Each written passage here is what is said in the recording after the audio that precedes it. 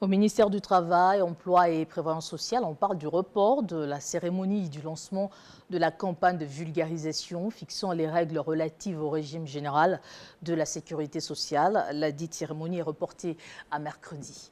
De l'aviation dans ce journal, la compagnie aérienne low cost Fly Dubai a inauguré hier dimanche une nouvelle liaison entre Dubaï et Kinshasa, sa 13e destination en Afrique. Elle est le premier transporteur des Émirats arabes unis à desservir la République démocratique du Congo.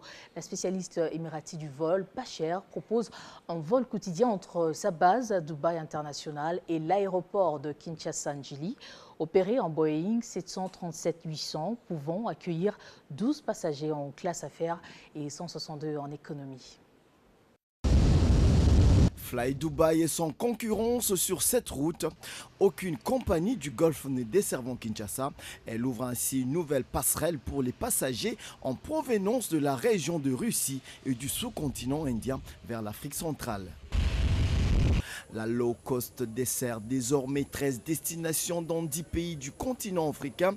Addis Abeba, Alexandrie, Asmara, Djibouti, Entebbe, Agueissa, Djouba, Khartoum et Port-Soudan, ainsi que Dar es Salaam, Kilimandjaro et Zanzibar.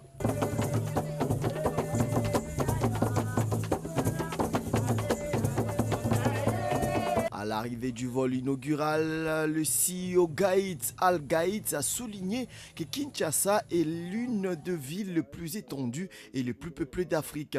C'est donc un hub clé à la fois pour le tourisme et pour le commerce. Pour le représentant du vice-premier ministre chargé du transport, Fly Dubai va améliorer la mobilité des personnes et des biens. Koufoufou Makila a aussi déclaré que les relations entre la RDC et les Émirats arabes unis sont excellentes. Il en veut pour preuve la signature d'un accord de construction d'un port en eau profonde à Banana par une firme émirati.